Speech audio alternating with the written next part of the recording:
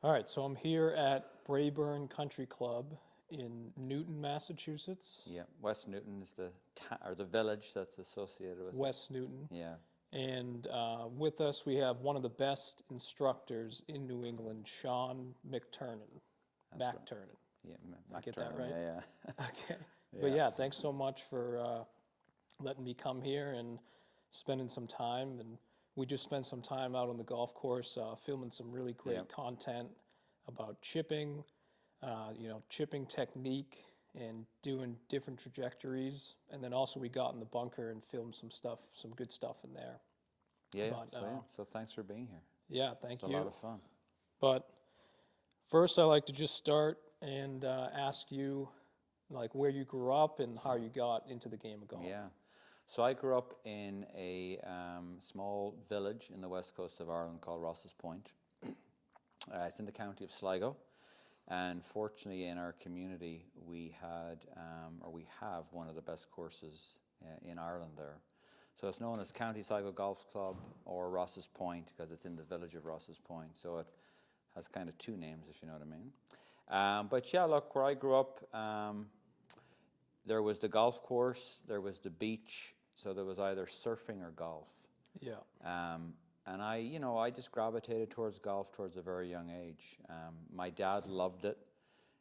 He enjoyed playing. And when it came to a choice at night when you would get home after school, do you want to do homework or go play golf for a little bit? It was always, let's go play golf. Yeah. So that's how I got into it. Started at a young age. We joined the junior program at like 5, 6 years of age. It was a par 3 nice. that we used to play. So pretty young you started. Yeah, I did, yeah. And then, and I played other sports. I played football or soccer as it's known here. So I was quite active. Used to, do the community games, which would be, sprinting and long distance running for the All Ireland Championships and stuff like that. Played some Gaelic football, which is it's hard to explain because it's not necessarily over here, if you know what I mean. But it's like an Irish sport. Okay. It's like a form of Aussie rules. If you've ever seen that played on TV, Aussie rules football. No. They play with an oval ball like an American football. We actually play with a soccer ball. Oh wow. It's a completely different format to actual soccer, but that's a domestic sport that we play. And then there's also hurling as well. I never played hurling, but certainly Gaelic football up in my part of the country was quite popular. So I played that right up until the age of maybe 12, 13. And then once I kind of went off to secondary school or high school, as you call it here, I started to play golf full time. Okay. Yeah. So you were playing competitively? I was. I mean, certainly from about the age of 12, I started playing tournaments. Not a lot, but certainly I think I played in the All Irelands, which I won at 12 years of age. So that was like my first big tournament that I ever played in. Yeah. And it was in the centre of Ireland at a club called Athlone. And once I kind of won that, I started to realize, okay, I might have something here. And what were you shooting at that time for scores? I can't remember at that. I think I maybe to win that one at 12 years of age, everything in the hole. I think it was like I might have shot like an 85 or something. Oh, that's pretty good for that age. But then the next year, when I came back, I shot 69.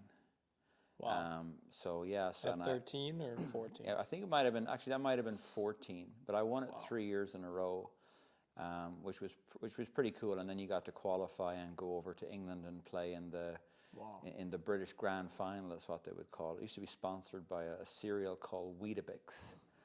Okay. Which is a pretty good breakfast cereal that we have at home. I never see it here except in the international aisle at Shaw's or Publix or something like that. So you were shooting some pretty low scores early on, you'd say? I was. I mean, certainly when I was a 15-year-old, I was like about a 2 or a 3 handicap. So I was shooting some good scores. I won, when I was 14, I won one of our biggest under-18 tournaments. Now, I was fortunate that I was at the course across the bay from me, Strand Hill, but I remember at 14 I shot a 63. Wow. in an under-18 tournament, and then the next day I went out and I shot 69. And then the last day it was 36 that got rained out. Okay. So I was winner by default. But certainly when it came to making a name for yourself a little bit in terms of breaking into Irish panels and Irish teams, it helped put me on the map. Yeah. So yeah, from about the age of 14, I was starting to show some decent signs of being a competitive golfer. And but what were you doing to get to that point? How much were you practicing? Like, how many lessons were you taking? I would say not a whole lot of lessons. Like certainly probably, 5 or 6 a year sort of thing. Yeah. I think that how much was I playing? I mean, certainly in the summer we were playing every day. Yeah. I remember it wouldn't be uncommon, especially when I was like 12, 13, that age. It wouldn't be uncommon to play 36 holes in a day, and sometimes more. Like we'd get dropped off to the golf course at 8 o'clock in the morning. You'd go play 18. You'd come in. You'd have a plate of chips or French fries as they call them here. Yeah. Go back out for another 18. Is that just like the culture where you grew up? Was it a big golfing culture? I think in Ireland in general there is a good golfing culture.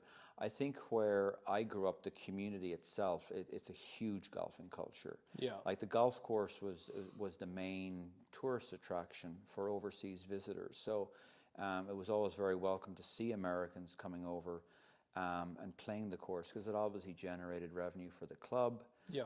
It helped pay for the maintenance of the course.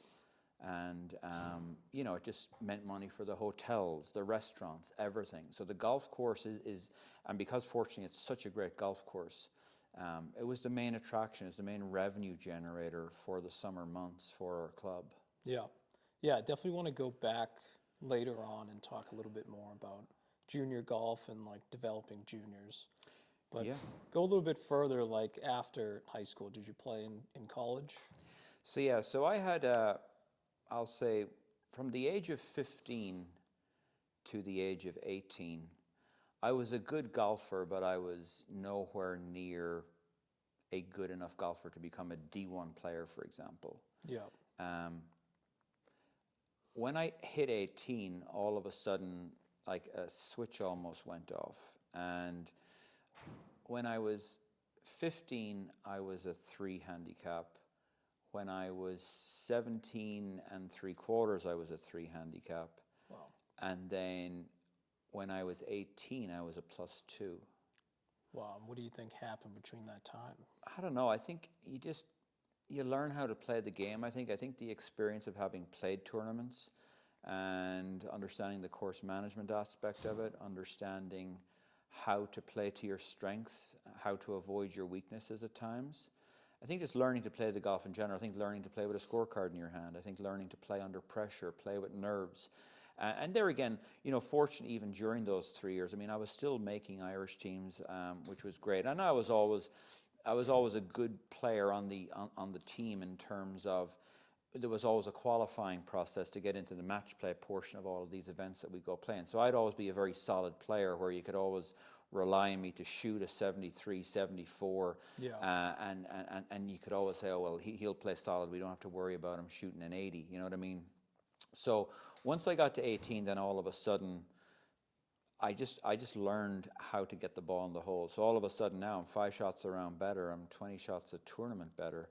Now I'm starting to, really be up there in the top of leaderboards and whatnot. Yeah. And then, so take us to the point between where you stopped playing competitively and then when you started coaching. Wow. So I stopped. So backtrack just a little bit. Yeah. I was hoping to always come over and play college golf in the States, but when I was 17 and a half, I had graduated high school. And I didn't necessarily feel that I was good enough to come over and play. Yeah. So I went to college for 2 years in Ireland, and then during those 2 years in college, so I was very young when I went to college. Yeah. I was basically 17. I remember if you went out, I didn't have an ID to actually be able to get any alcohol, if you know what I mean. Okay. And then from there, I came over and I played when I was 20, I guess when I was 19, I was almost a +3. And then when I was 22, I was +5, almost +6. Wow. So you got really good. I did, yeah. So after halfway through, after my first year of college in Ireland, the coach at Toledo, Ohio, reached out to me, and he said, I had a couple of friends who were on the team, and they had seen some of my results, and they said, hey, there's a spot there if you'd like it. And the first time he rang me, I said no. I said, I have no interest in coming. Why is that? I don't know. I liked where I was. I liked being home. I didn't necessarily want. Was that intimidating for people to move to the States and go to school?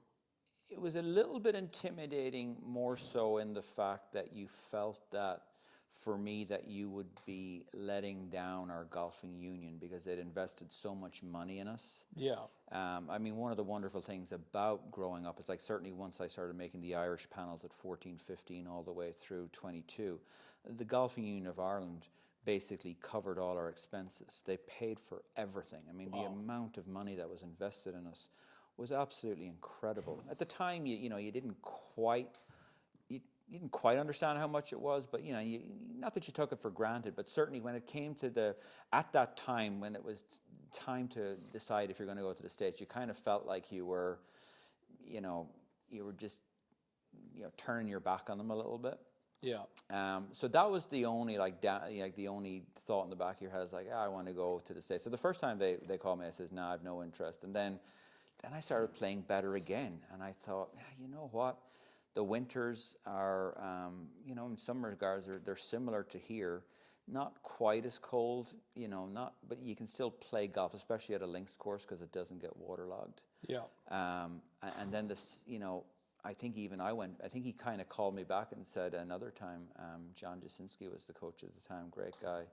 He says, hey, just checking in, see how we are. Do you any more interest? And I was like, you know what? I says, actually, I think I'm gonna do it. Yeah. And so you were a junior when you went there? I was able to transfer credits, which was great. So I actually went in as a sophomore. So yeah, I did 3 years at Toledo. I had 3 years to get all my credits to graduate. Okay. So he reached out to me in February. We did all the stuff, but I actually didn't start till the following January. Okay. And then we went over, and then I was just so lucky. We had two Irish guys, Dave Jones and Alan Murray. We had a guy from New Zealand called Brad Heaven, and then we had a local kid called Kevin Cornoa, and then I was the 5th person who came in. And fortunately, between the 5 of us, we had an incredible team. Like, it's a small little school in Northwest Ohio. You'd never really hear of it, but we put together for 18 months, we put together a string of, I think we probably won 5, 6, 7 events. We were leading nationals at Ohio State halfway through our 3rd round. That's incredible. It was. I mean, when I look back on it, I mean, the Golf Channel was there. It was cool. I remember Camilo Villegas, all those guys. Hunter Mahan was playing. Yeah. So it was pretty cool. We unfortunately we had a bad last round. I think we ended up maybe like 10th or something. But throughout that year, I mean, our ranking at the end of the year, I mean, we were close to one of the top 10 or 15 programs in the country. Wow. So it was a lot of fun. So basically, then from there, I came back to Ireland after I graduated because I was trying to make the Walker Cup team. And there again, especially back home, there's no absolute rush to turn pro because the Golfing Union were so good at taking care of us. So I traveled for another 18 months. I went off to Australia and played in all the Australian amateur events. I went over to Liverpool and played probably 5 or 6 events over there. Wow, that's amazing. Do they have anything similar to that here in the U.S.? No, they don't, because there is a clause in terms of what amateur golfers can receive money-wise. Yeah, for the NCAA. There's some clause that prevents Americans getting. Now, you kind of get it through college, right? Yeah. But there is some. I forget what it is now. It's been so long since I've been out of the amateur game. So then, yeah, turned, tried to make the Walker Cup team. Unfortunately, I didn't. I didn't play well enough the second year. Honestly, had it been the first year, I would have had a really good chance of making it. Yeah. Because I played really well down in Australia, and then I came back and played great in the domestic scene. But then the following year, just didn't play well enough, and didn't deserve to make it. And Were there any notable guys that were on that team? on that team, honestly, not really. Yeah. Someone asked me that recently. I checked it out. It would have been the team after, like, where Dustin Johnson, Ricky Fowler were on it. Like, basically, I think Webb Simpson was on. They was at Royal County Down, I think it was. Okay. So there were powerhouses on that team, but there weren't any on Great Britain and Ireland that actually ever really made it out on tour. Those couple of years, actually, yeah. Wow. So then, yeah, turned pro, came back to the States, decided I want to try and play the Hooters Tour, which at the time was an incredible tour, based down in the South. Kind of went from Florida over to Texas, maybe up to Indiana, over to the Carolinas, and you'd hop in your car and you'd drive to each destination each week and play. And where were you getting the funding to play I had those some people tournaments? help me out. My golf club gave me some money. Fortunately, through getting a golf scholarship in college, I had some money that wasn't spent on college that I was able to use Oh, that's good. for that. So I did that for 4 years, actually 5 years. Wow. And I just decided, like, I got to 29 and I thought, you know what, if you're going to continue at this, you got to stick with it, or else get out and try something else. Yeah. And I remember, like, my last year I was playing great. And I share this story with a lot of people. I had, for my first 10 events of the year or something, I think my stroke average was like 70.5. Wow. That's good. I'd played well. I'd almost won an event. I won an event almost won an event up in Indiana. I remember going head to head with Scott Stallings and Sean Stephanie and Wow. Andrew Shuden, who caddies for Cam Davis now. And there was 4, 5, 6 of us, in that last two groups. And unfortunately, I didn't pull it off. I think I finished tied second or third, but that was a great event that I played. And I remember looking at the statistics, and I was 115th, I think it was, on the order of merit with the 70.5. with 70.5. Wow. And Ted Potter was number 1 with 68.5. Yeah, so the margin's slim. And there were, I think it was, 114 people between he and I. And I was like, if it's that margins are that close, I was like, I'm out. I was like, Was it tough to make that decision? Like, did you feel like you were good enough to keep going, but you just... I mean, it was a little bit tough, but I felt that I left it all on the table. Like, I put everything I had into it, and I have no regrets. And I think because of that, like, I'm fine with it now. But yeah, I mean, you got to be prepared to leave a piece of yourself on the table to go get it. And then if you don't get it, you got to be prepared to pick up the pieces after it. You know what I mean? Because it is a sacrifice, and it's definitely not a thing that people normally do, right? But so then going forward from there, then I took a year out after I stopped playing, got married, and during that year, I was trying to decide what I wanted to do, and I loved golf so much that I was like, you know what? I was 30 at the time. I thought, I'm part of it. I've done it all my life. I just feel I'd be really good at it in terms of being in the business. Yeah. And you didn't want to leave the industry. I didn't. Yeah. And unfortunately, I found my way here to Brae Burn. And that was in 2011. I met the director of golf at the time down in Florida. He knew a director of golf that I was friends with at Lake Nona. So you've spent pretty much your entire career here? All of my career. All of it, wow. I mean, I used to take lessons off Gregor Jameson at Lake Nona. And when I was deciding to get into the golf business, he was a great mentor to me. And he said, look, here's what we'll do. We'll create a position for you just to come in and work. Yeah. Get your foot in the door, get something on your resume that you can go to somebody with. And then at the time, the director of golf rang Gregor Jameson and said, hey, can I come down and play Lake Nona during the PGA show? And he said, sure, but under one condition, that you give Sean an interview. And that was January 2011, and April 12th or 13th, 2011, I was up here. Wow. So we packed up the house, got a pod. It's a hell of a place to start your career. It is. I mean, I had no idea. Like I said, I think just coming up here blind was a blessing. I think that, you know, I'm glad I'm here. I mean, it's been a wonderful time. It's a great club.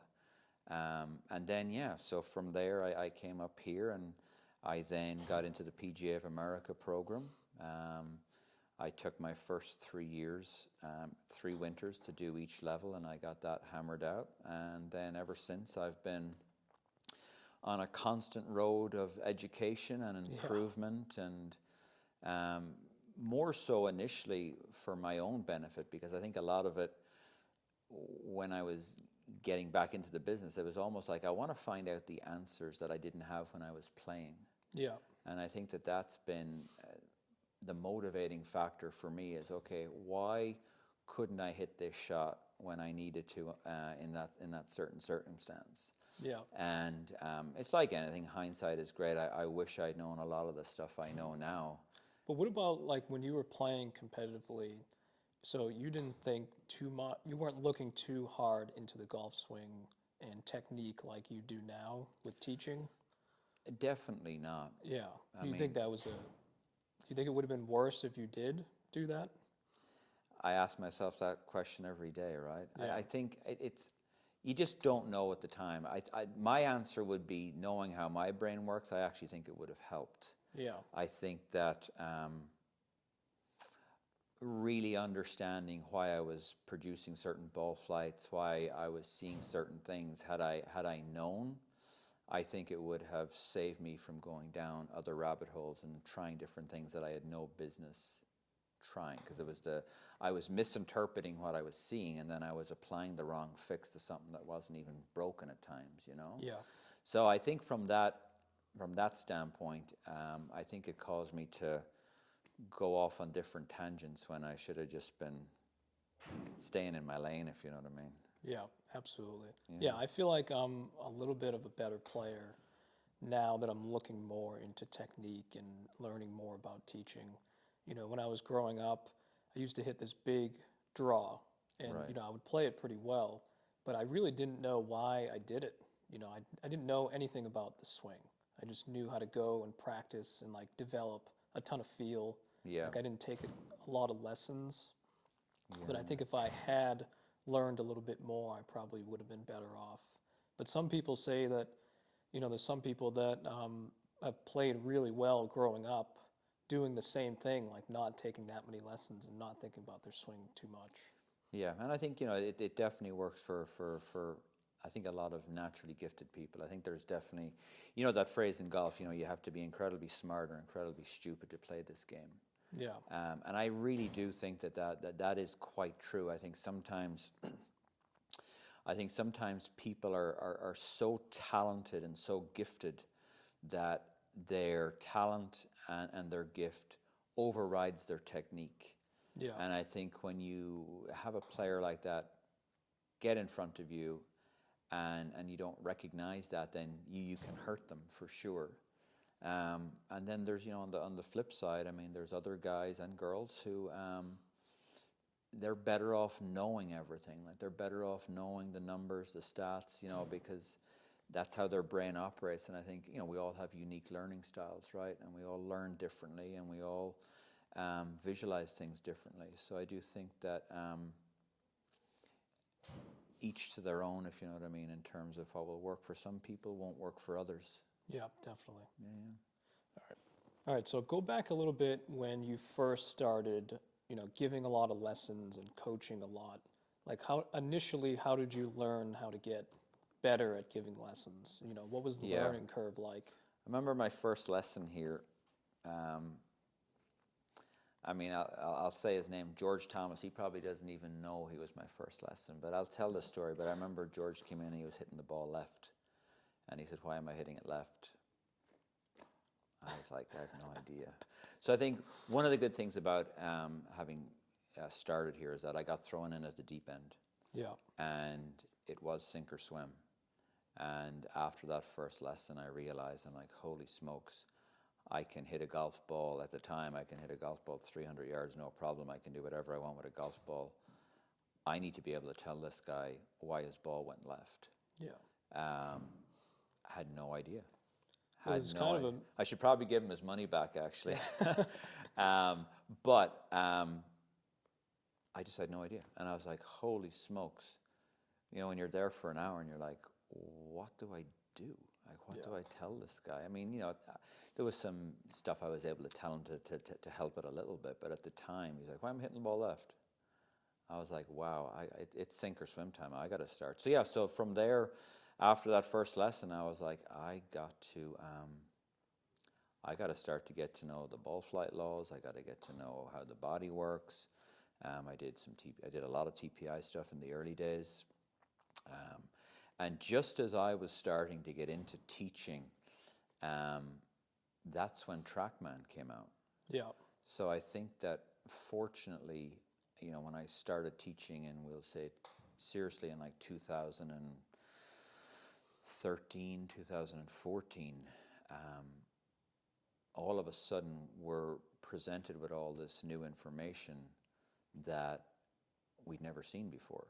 Yeah. I think, you know, and that's where I do think that had I had Trackman when I was younger, it would have benefited me, because I was operating off of the assumption that if the ball went right, my swing direction was right, and if my ball went left, my swing direction was left. Yeah. And nothing could have been further from the truth. And then I remember having a conversation at the time. I was like, hey, have you heard of like how the club face, you know, starts the ball and the path curves it? And they like look at me like I had two heads. And I was like, yeah. I said, this, you know, and this, like I said, this was like 2012.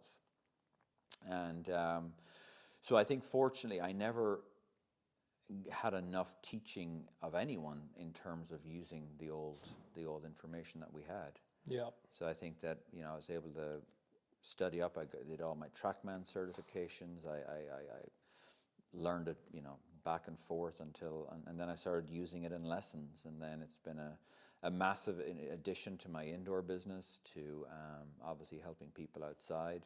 Right. But yeah, in the early days, I think that's where I think I just started teaching at the time all of this technology started coming out, and fortunately I made the effort to get on top of it and understand it, and it helped accelerate my ability to help people, because I was actually giving them correct information. Yeah, because you can see it. Yeah, you can get the feedback from the and Trackman. and you can measure it, right? And at first, it's like, you know, it's a bit of a learning curve for a new instructor to learn all the different data points and when to use them. No, it absolutely is. But it definitely makes teaching a lot easier. It does. It does. And I think what I like about Trackman as well, and especially the indoor stuff, is, you know, you're working on a certain move, and, you know, say someone is excessively out to in. You know, we can say, okay, let's change your grip, change your club face position, whatever it is, and you can then say, oh yeah, you see how this other number shifted, like, you know, maybe the path number might shift because the club face is in a stronger position, and you can say that's measuring that there's improvement there. And people now, I think as well, people are starting to learn the language as well as they keep coming in for lessons. They keep, you know, in our next door place, we've got 3 sims right there, and people are now able to gauge, if they're able to stay within certain bandwidths, then they know, okay, I'm swinging well, I'm doing this part well, I'm doing that part well, you know. Do you ever get students that come in that are a bit stubborn and they're not quite committing to what you're trying to give them in their golf swing, but then you can use Trackman and show them that what you're working on is actually starting to work? I mean, there's definitely certain cases, right? I remember I gave a lesson to a guy here probably 2 years ago, and he had a club path of -2, and he told me, "Oh, I'm over the top," and I'm looking at his swing direction and his low point. Yeah. His low point, it must have been 10 inches behind. And the swing direction is 7 or 8 out to the right, and the path is reading is negative. And he's like, I'm over the top. And I said to him, I said, and what are you trying to do to not swing over the top? Because I'm trying to swing more right. Yeah. I think had I given that lesson outside without Trackman, inside or outside, I think it would have been very hard for him to believe me that he was so far from being over the top, it was laughable. Yeah. Like this guy, yeah, his swing direction was chronically into out, but he didn't understand how angle of attack affects path. Yeah. So in that particular instance, that was a huge tool to be able to show him, hey, this isn't my opinion, this is what's been measured. Yeah. And then he looked at the numbers and he's like, oh my God, I had no idea. And I do think that people are, they're looking at the numbers and they're not quite understanding how they're being generated. Yeah. You know, so path is an outcome, right? So they're not understanding how their angle of attack and swing direction combined give them the path number, you see. So I think in those sorts of instances, it has been helpful. And I think as people now start to become more comfortable with the numbers and understanding them, then you can take them to a deeper level. Like certainly when someone does come in initially, you know, I am kind of using path because people kind of know what that is and they understand, okay, out to in to out.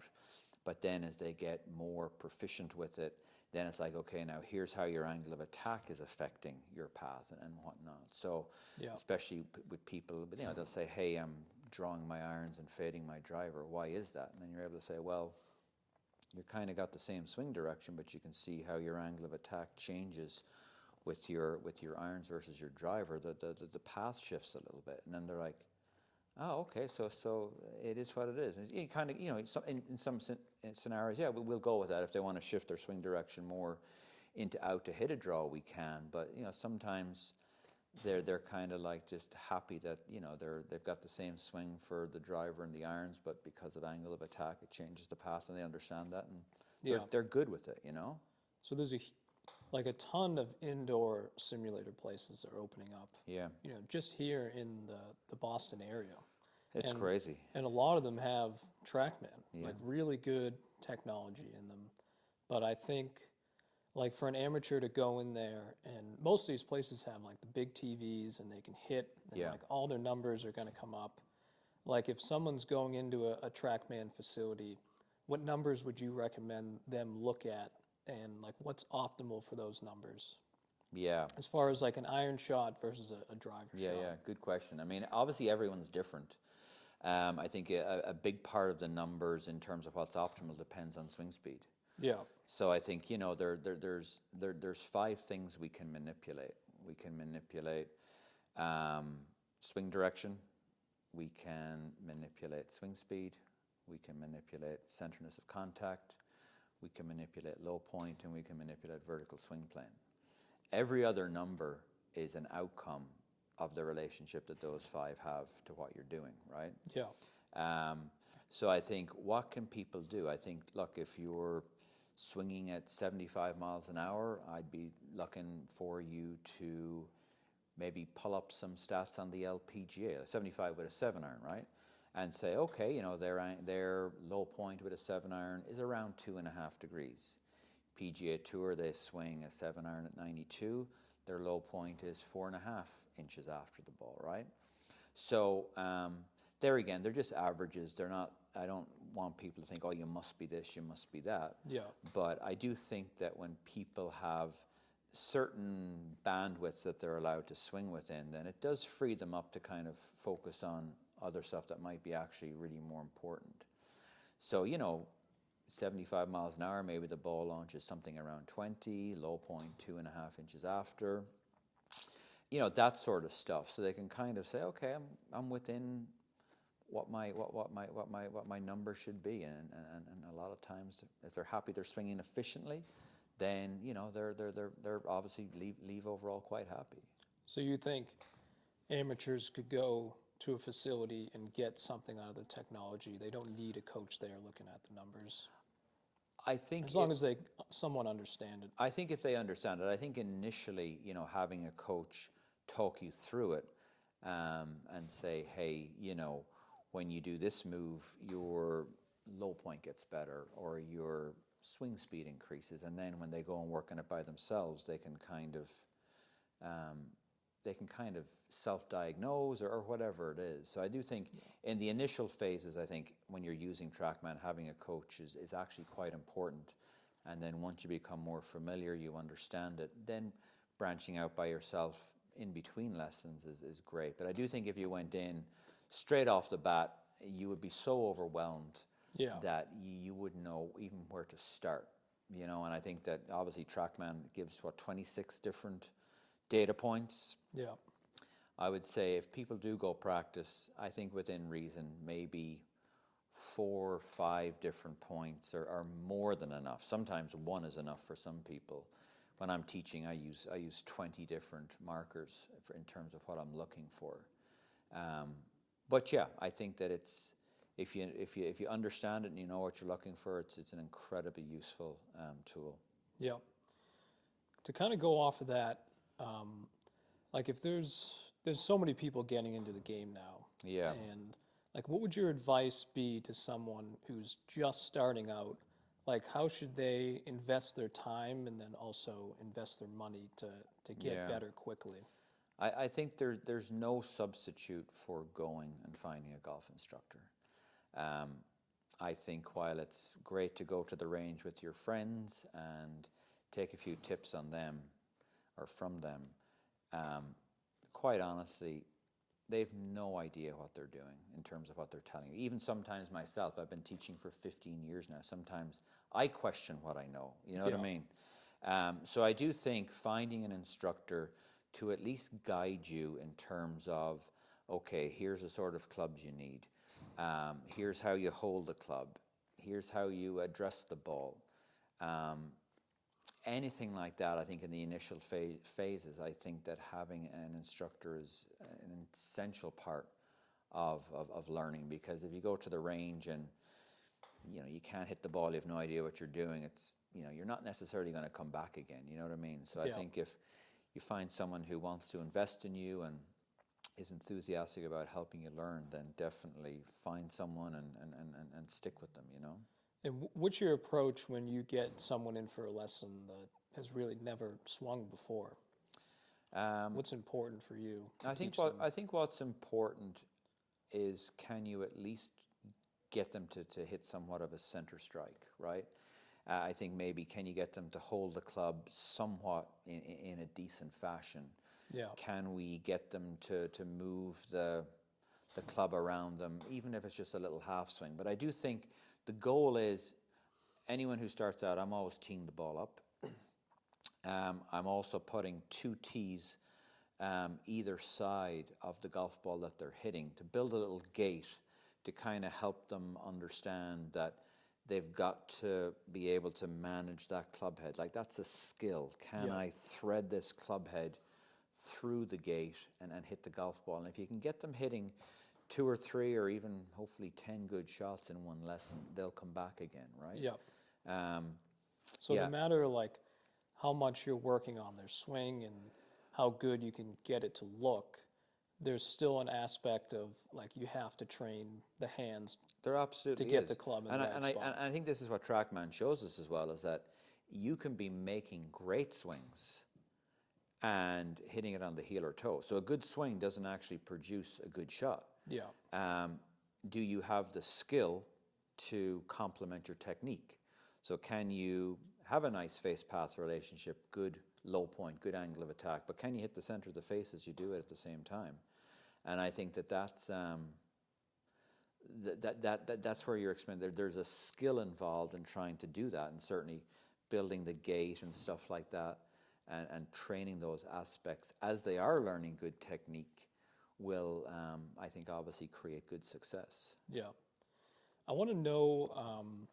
I want to know what your opinion is of the equipment industry as of now, and Do you think they're almost tricking amateurs into spending their money on new clubs instead of going out and getting lessons? Like, would you say it's important for a newer golfer to spend their time and money on lessons and just get used clubs, or? Yeah, I think certainly, like say in the case of a beginner, even a kid, I mean, certainly making sure that the clubs are light enough.